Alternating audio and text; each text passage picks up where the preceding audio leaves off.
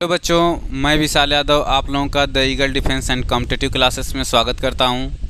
और आज हम लोग बोर्ड से रिलेटेड कुछ प्रश्नों को लेके आए हुए हैं जो कि क्लास 10th के लिए बहुत ज़रूरी हैं। तो चलिए, जिस प्रकार से मैं चश्मा हटा रहा हूं उसी प्रकार से आप सारी समस्याओं को दूर करिए और हम लोग चलते हैं पढ़ाई करने। ठीक है, तो चलिए देखते हैं। जैसा कि मैंने आप लोगों को इंट्रोडक्शन में बता ही दिया है कि मैं कक्षा 10 से जो मैं चैप्टर लिखा हूँ, चैप्टर 1 रासायनिक अभिक्रिया एवं समीकरण, इससे रिलेटेड प्रश्न लेके आया हूँ MCQ के रूप में। तो उन MCQ को हम लोग देखते हैं जो कि बोर्ड के नज़रिए से बहुत इंपॉर्टेंट हैं। चलिए, जैसा कि आप लोग देख पा रहे हैं कि सबसे पहला है कि जल का रासायनिक सूत्र क्या होता है। जल का रासायनिक सूत्र क्या होता है, ठीक है।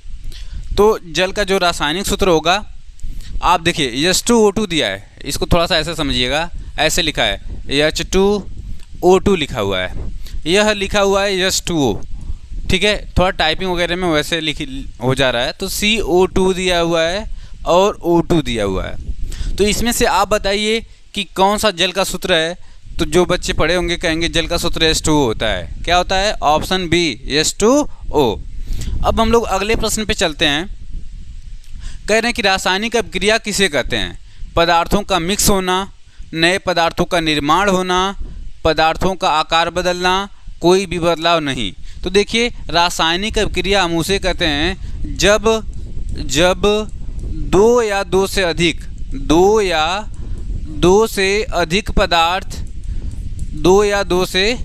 अधिक पदार्थ, ठीक है, पदार्थ आपस में अभिक्रिया करके क्या बनाते हैं? रिएक्शन के बाद नए पदार्थ का निर्माण करते हैं। नए पदार्थ का निर्माण करते हैं। तो इसमें कहाँ पे नए पदार्थ का निर्माण दिया है? Option number B. तो हमारा बी वाला क्या हो जाएगा? सही हो जाएगा। बी वाला क्या हो जाएगा? सही हो जाएगा। ठीक है, तो हम लोग चलते हैं नेक्स्ट प्रश्न पे। चलिए देखिए, संयोजन अभिक्रिया क्या होता है। तो संयोजन अभिक्रिया मैं आप लोगों को बता दूं, 4 ऑप्शन दिया हुआ है। यौगिक टूटता है, 2 पदार्थ मिलकर एक नया पदार्थ बनाते हैं, एक तत्व दूसरे को विस्थापित कर देता है, और इसमें से कोई भी नहीं। तो देखो, संयोजन अभिक्रिया जब 2 पदार्थ आपस में, जैसे मैं बताऊं कि यहाँ पे A है और क्या है? B है। ध्यान सुनिएगा, A और B है। जब ये दोनों मिलेंगे तो मिलने के बाद एक नया पदार्थ C का निर्माण करते हैं। किसका निर्माण करेंगे? नए पदार्थ C का निर्माण करते हैं। तो इसे हम संयोजन अभिक्रिया कहते हैं। इसमें ये क्या कहलाते हैं? अभिकारक होते हैं। ये अभिकारक होते हैं, ठीक है, ये अभिकारक होते हैं। और जो इधर सिंगल प्रोडक्ट बनता है इसे हम उत्पाद कहते हैं। तो संयोजन अभिक्रिया में 2 पदार्थ आपस में मिलेंगे और एक तीसरा नया पदार्थ का निर्माण होता है। तो 2 पदार्थ मिलकर एक नया पदार्थ क्या करते हैं? बनाते हैं। तो यही हमारा होगा क्या? संयोजन अभिक्रिया। कौन सा अभिक्रिया होगा? संयोजन अभिक्रिया होगा। तो बच्चों, हम अब चलते हैं अगले प्रश्न पे। अगला प्रश्न क्या है हमारा? ध्यान सुनिएगा।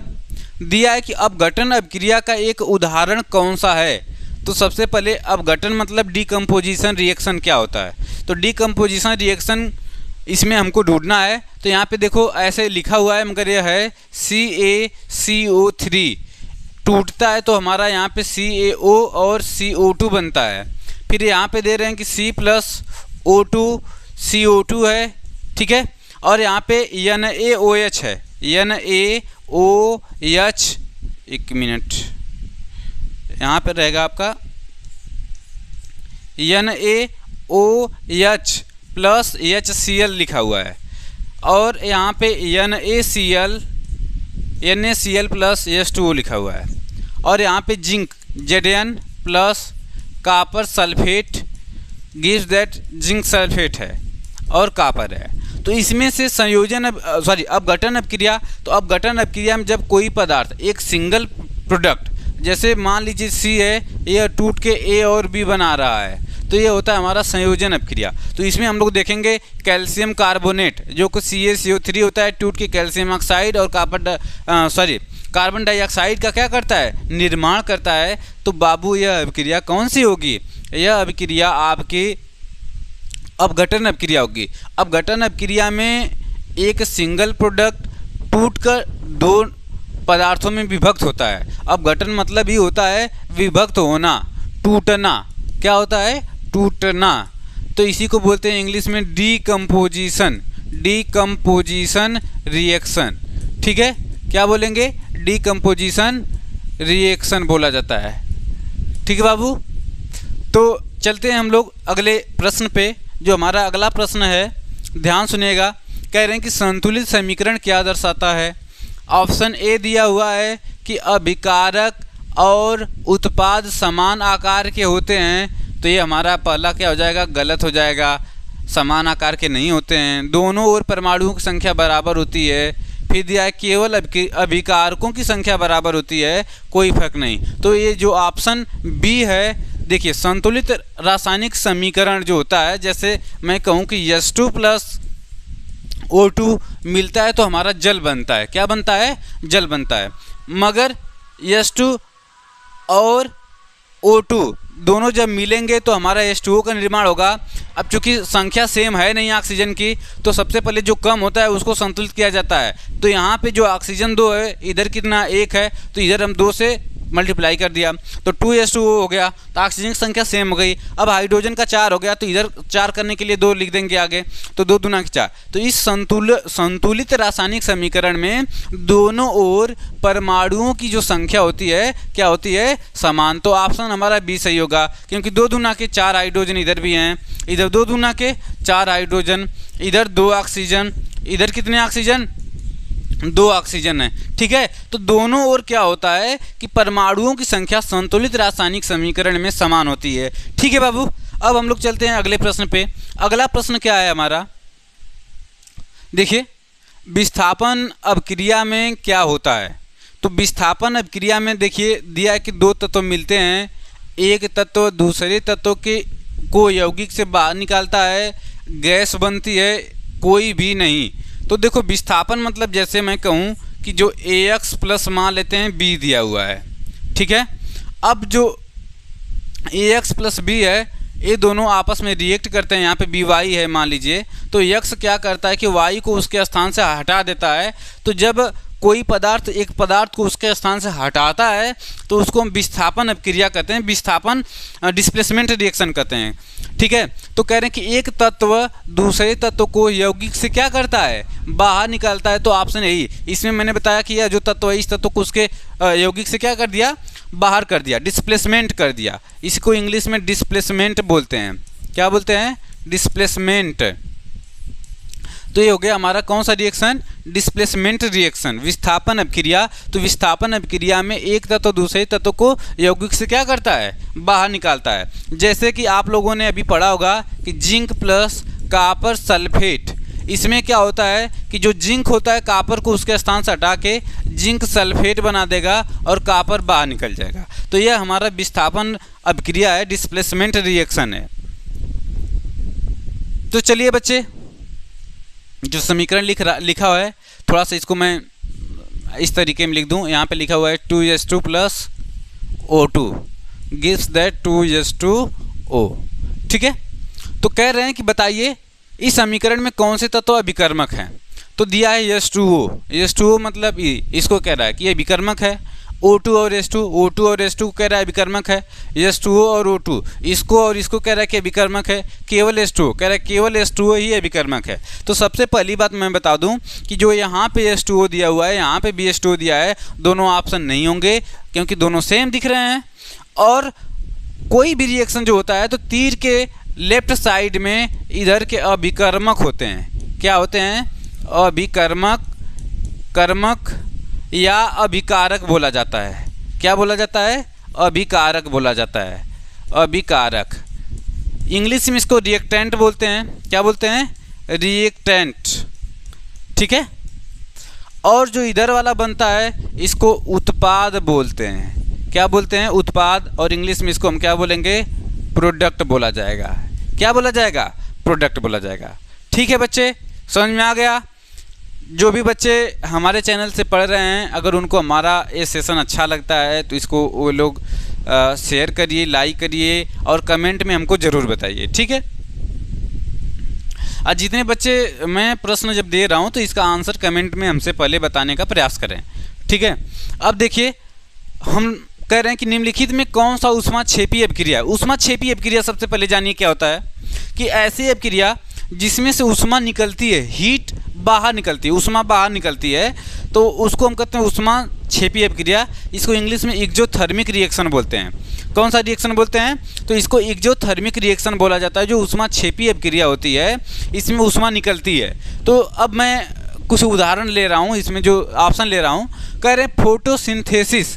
फोटोसिंथेसिस क्या होता है कि इसमें ऊष्मा ली जाती है, सूर्य के प्रकाश को ग्रहण किया जाता है। और सूर्य के प्रकाश को कौन ग्रहण करता है? तो पेड़ की जो पत्तियां होती हैं उसको एब्जॉर्ब करती हैं और सोखती हैं। उसको सोखने के बाद अपने अंदर फोटोसिंथेसिस नामक एक प्रक्रिया होती है जिसमें वो अपना भोजन बनाती हैं। फिर आते हैं हम लोग जलना। जब कोई चीज़ जलता है तो उसमें से ऊष्मा निकलता है। कोयला जलेगा तो हीट उत्पन्न होती है और गैस निकलती है, कार्बन डाइऑक्साइड गैस निकलती है। फिर जो तीसरा है कि एसिड और बेस। तो एसिड और बेस जो होता है ये जो आपस में अपक्रिया करते हैं इसको उदासीनीकरण अपक्रिया कहते हैं। क्या कहते हैं? उदासीनीकरण अपक्रिया। तो उदासीनीकरण जो होता है, उदासीनीकरण, इसमें एसिड और बेस मिलते हैं। एक क्रिस्टलीकरण है। क्रिस्टलीकरण मतलब जब कोई चीज़ नीचे तली में बैठती है, बैठ के उसके कण आपस में मिलते हैं तो उसको क्रिस्टलीकरण कहते हैं। अब हम लोगों को देखो निम्नलिखित में कौन सा ऊष्माक्षेपी अपक्रिया है। तो इस हिसाब से जब कोई भी चीज़ का दहन होता है या जलती है तो वहाँ पे कौन सी अपक्रिया होती है? तो वहाँ पे ऊष्माक्षेपी अपक्रिया होगी। कौन सी अपक्रिया होगी? ऊष्माक्षेपी अपक्रिया होगी। कौन सी अपक्रिया होगी? ऊष्माक्षेपी। आप लोग क्या कमेंट बॉक्स में देखिए उत्तर देते रहिए आप लोग, ठीक है। सारे बच्चों से मेरी रिक्वेस्ट है कि जितने भी बच्चे हमसे जुड़े हैं, सभी लोग देख रहे हैं हमारा वीडियो, चाहे अभी देख रहे हैं चाहे बाद में देख रहे हैं, वे लोग क्या करेंगे कि कमेंट बॉक्स में आंसर देते रहेंगे, ठीक है। समझ में आ गया? चलते हैं आगे। अगला प्रश्न देखिए क्या दे रहा है कि इसमें प्रश्न दे रहा है कि संक्षारण किसे कहते हैं। इसको कोरोजन इंग्लिश में बोलते हैं। Corrosion, what is the corrosion? तो पदार्थ का धीमा टूटना, धातु का जंग लगना, रासायनिक अपक्रिया, मिश्रण बनाना। तो देखिए जो जंग लगना होता है यह संक्षारण होता है। जब कोई पदार्थ होता है, धातु होता है, तो ऑक्सीजन से अपक्रिया करके उसका ऑक्साइड बनाता है या नमी वगैरह की उपस्थिति में होता है, तो उसको हम लोग क्या कहते हैं? संक्षारण कहते हैं। क्या कहते हैं? संक्षारण कहते हैं, ठीक है बाबू, समझ में आ गया होगा। तो इसमें कौन सा संक्षारण है? तो पदार्थ का धीमा टूटना नहीं, रासायनिक अपक्रिया नहीं, मिश्रण बनना नहीं, तो क्या होगा? तो धातु में जंग लगना क्या कहलाएगा? संक्षारण कहलाएगा, ठीक है। पूछता है कभी कभी कि धातु के जंग का सूत्र क्या होता है, लोहे के जंग का सूत्र क्या होता है? तो Fe2O3 × Xs2O यह जंग का सूत्र होता है। किसका सूत्र होता है? जंग का। जंग, लोहे का जंग, लोहे का जंग का सूत्र क्या होगा? Fe2O3 × Xs2O। चलते हैं हम लोग अगले प्रश्न पे। कह रहे हैं कि यहाँ पे थोड़ा सा आप लोग देखिए सुधार करिएगा। यहाँ टाइपिंग में लिखा हुआ है Fe कैपिटल में, तो यहाँ पे स्मॉल में रहेगा। Fe + S gives that FeS capital. कह रहे हैं कि इस अपक्रिया का प्रकार क्या है? इस अपक्रिया को क्या कहा जाएगा? तो सबसे पहले सुनिए, कह रहे हैं अपघटन अपक्रिया है, संयोजन अपक्रिया है, विस्थापन अपक्रिया है, द्विविस्थापन अपक्रिया है। तो यहाँ पे आप लोगों को देखिए मैं बता दूं, द्विविस्थापन, इसमें किसी का डिस्प्लेसमेंट हो रहा है? नहीं, तो ये द्विविस्थापन अपक्रिया नहीं होगी। कह रहे हैं विस्थापन, ये भी नहीं होगी। कह रहे हैं अपघटन, टूट रहा है क्या? ये नहीं। आपस में जुड़ रहा है तो बोलेंगे संयोजन हो रहा है, कम्बिनेशन हो रहा है। जब कोई अभिकारक आपस में जुड़ते हैं और एक सिंगल प्रोडक्ट को बनाते हैं तो उसे हम क्या कहते हैं? संयोजन अपक्रिया कहते हैं, कॉम्बिनेशन रिएक्शन कहा जाता है। तो हम यहाँ पे कहेंगे कि जो कौन सी अपक्रिया हो जाएगी? संयोजन अपक्रिया हो जाएगी। Fe + S gives that FeS, यह एक संयोजन कॉम्बिनेशन अपक्रिया है। अब हम लोग आगे चलते हैं। कह रहे हैं कि यहाँ पे देखिए जिंक सल्फेट दिया हुआ है। क्या दिया हुआ है? Zinc sulphate. इसको ऐसे जिंक प्लस, एक मिनट, हाँ, zinc plus copper sulphate CuSO4 फिर ऐसे आगे दिया हुआ है कि जिंक सल्फेट प्लस कॉपर।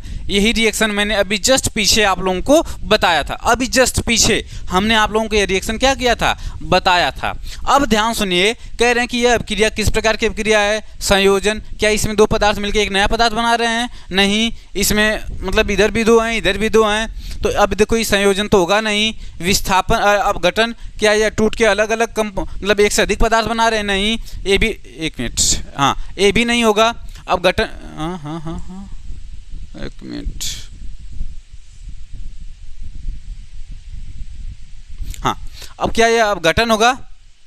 अब गठन होगा? नहीं होगा। कह रहा है इनमें से कोई नहीं। एक बचा है लास्ट वाला विस्थापन। तो देखिए जिंक कहाँ चला गया? कॉपर के स्थान पे, और कॉपर कहाँ चला गया? जिंक के स्थान पे। तो जैसे ही जिंक कॉपर के स्थान पे जाएगा तो जिंक सल्फेट बन गया, और क्या बन गया? कॉपर। तो यह किस प्रकार का अपक्रिया है? विस्थापन। इसको हम लोग क्या बोलेंगे? डिस्प्लेसमेंट रिएक्शन है।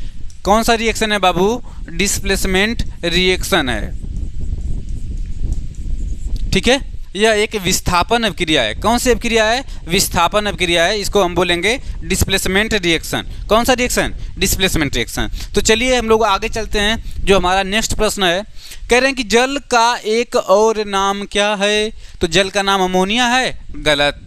जल का नाम हाइड्रोजन है? द्रव ऑक्सीजन है? गलत। अम्लीय जल है? गलत। इसमें कोई भी ऑप्शन नहीं सही है। इसमें हाइड्रोजन ऑक्साइड होता है। ठीक है, तो अब इसमें ऑप्शन बी थोड़ा सा मिस्टेक हो गया है, तो ऑप्शन बी रहेगा हाइड्रोजन ऑक्साइड यहाँ पे। अब अगले प्रश्न पे चलते हैं हम लोग। अगला प्रश्न क्या है कि किन परिस्थितियों में रासायनिक अभिक्रिया तेज होती है? तो देखो कह रहा है कि कम तापमान पर, तो नहीं। जब टेम्परेचर कम रहेगा तो रासायनिक अभिक्रिया तेज नहीं होंगी। कह रहे हैं अंधेरे में, नहीं। कह रहे हैं ठंडे वातावरण में, नहीं। जो भी रासायनिक अभिक्रिया तेज कब होती हैं? तो उच्च ताप पर रासायनिक अभिक्रिया क्या होंगी? तेज होंगी। जब टेम्परेचर हाई रहता है तो रासायनिक अभिक्रिया तेजी से होती हैं। हम लोग चलते हैं अगले प्रश्न पे। यहाँ पे दिए हुए हैं कि NaOH, इसको देखिए ऐसे लिखा जाएगा NaOH प्लस HCl। जब हमारा रिएक्शन होगा तो NaCl प्लस H2 बनेगा। HCl है, ठीक है।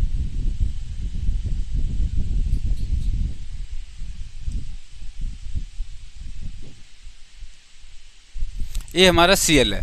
अब कह रहे हैं कि, हाँ एक मिनट, मैंने प्रश्न, ओहो एक मिनट,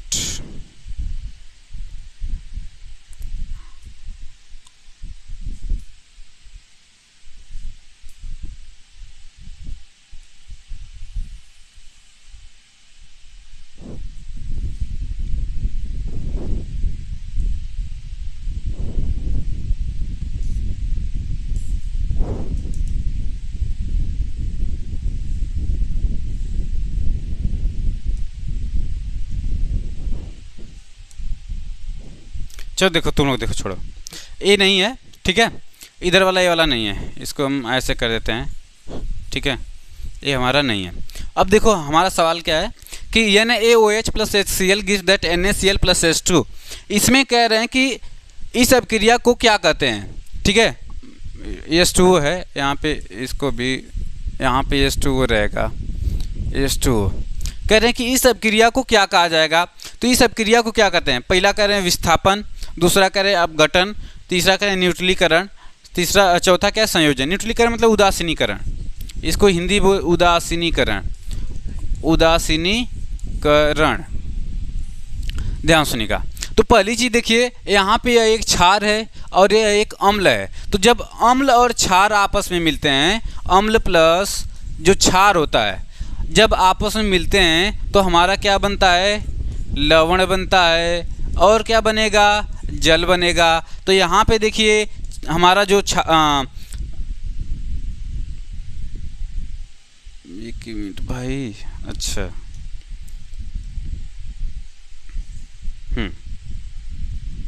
हाँ, हमारा जो अम्ल है क्या है? HCl है। क्षार क्या है? NaOH। अब देखो जब दोनों अभिक्रिया करेंगे तो इसका OH, अम्ल का H, इस पे प्लस होता है, इस पे माइनस, इस पे माइनस, इस पे प्लस। Na और Cl मिलके क्या बना लेंगे? NaCl बना लेंगे। क्या बना लेंगे? NaCl। और क्या बनेगा, हमारा जल बन जाएगा H2O। तो यह अभिक्रिया हमारी उदासीनीकरण अभिक्रिया होगी, न्यूट्रलीकरण होगी। ठीक है, ऑप्शन में ऐसे भी दे सकता है। हम लोग आगे चलते हैं। अगला प्रश्न हमारा क्या है कि जल के अपघटन से क्या निकलता है, केवल हाइड्रोजन। जल का अपघटन मतलब जल देखिए H2O है, ठीक है, 2H2O ले लेते हैं। जब इसका हम लोग जल अपघटन करते हैं, क्या करते हैं बाबू, अपघटन करेंगे तो हमको क्या प्राप्त होगा, तो हमको H2 प्राप्त होता है और क्या प्राप्त होता है, O2 प्राप्त होता है। जैसे मैं बता दूं कि जो जल बनाने का सूत्र होता है H2 प्लस रासायनिक समीकरण होता है H2 plus O2 gives that H2O। तो यह दोनों दिशा में होता है, इसको हम लोग ऐसे बोलते हैं, दोनों दिशा में। H2O2 मिलेगा तो जल बनेगा, जल का अपघटन करेंगे तो H2O2 मिलेगा। तो यहाँ पे देखिए वही चीज़ है, H2 और O2 प्राप्त होगा। तो इसमें H2 और O2 कहाँ दिया है, हाइड्रोजन और ऑक्सीजन, यही वाला हमारा सही होगा। केवल हाइड्रोजन नहीं मिलेगा, केवल ऑक्सीजन ये भी नहीं, नाइट्रोजन तो यहाँ पे मिलने का सवाल ही नहीं है। तो हमारा ऑप्शन हो जाएगा ऑप्शन बी। क्या हो जाएगा, ऑप्शन बी, हाइड्रोजन और ऑक्सीजन। क्या होगा, हाइड्रोजन और ऑक्सीजन। अब हम आ गए हैं अपने लास्ट प्रश्न पे। ठीक है, तो जितने भी बच्चे हैं ध्यान से हमारी बातों को सुनेंगे कि देखिए ऐसे ही मैं प्रश्न लेके आता रहूँगा। आप लोगों के बोर्ड परीक्षा में जो भी प्रश्न पूछे गए हैं, बहुविकल्पी जितने भी प्रश्न पूछे गए हैं, मैं उनको ऐसे ही चैप्टर वाइज ही लेके आऊँगा। आप लोग इसको देखना ना भूलें और भी अपने बच्चों, जो भी आप लोगों के दोस्त मित्र हैं, उनके पास भी इसको शेयर कीजिए। ठीक है, तो चलिए लास्ट प्रश्न क्या है कि प्रकाश संश्लेषण में ऊर्जा का क्या होता है। ठीक है, पूछ रहे हैं, हाँ, प्रकाश संश्लेषण में ऊर्जा का क्या होता है। ऊर्जा उत्पन्न होती है, ऊर्जा अवशोषित होती है, ऊर्जा नष्ट होती है, कोई कार्य ऊर्जा नहीं बदलती। देखो मैंने शुरू में ही बताया था कि प्रकाश संश्लेषण में पौधों की पत्तियां क्या करती हैं कि पौधों की पत्तियां ऊष्मा को अवशोषित प्रकाश को लेती हैं, जिसके नाम पे ही इसका नाम प्रकाश संश्लेषण फोटोसिंथेसिस पड़ा हुआ है।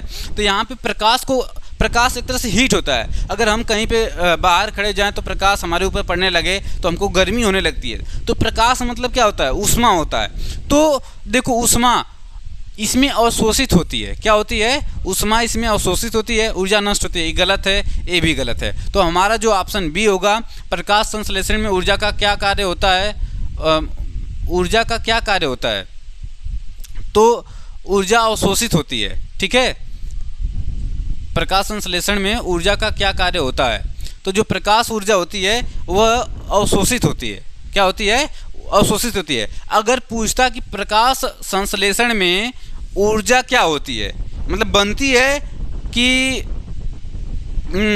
बाहर निकलती है, तो जब प्रकाश संश्लेषण होता है तो उसमें ऊर्जा क्या होती है, बनती है। जो ऊष्मीय ऊर्जा होती है वह पौधों के अंदर जाके अवशोषित होती है। ठीक है, ऊष्मीय ऊर्जा एब्जॉर्ब होती है और उसके अंदर जाके समाहित होती है। तो ठीक है बच्चों, जय हिंद। फिर मिलते हैं नए क्लास में, जो कि मैं ऐसे ही इंटरेस्टिंग MCQ के रूप में बहुत सारे प्रश्न लेके आऊँगा और आप लोगों को ऐसे ही मैं सिखाते रहूँगा, जो प्रैक्टिस कराता रहूँगा। चाहे कोई भी सब्जेक्ट हो, सारे सब्जेक्ट हमारे चैनल पे पढ़ाई जाएंगी। तो आप लोग ऐसे ही, हाँ, आप लोगों का प्यार हम लोगों पे बना रहे। जय हिंद।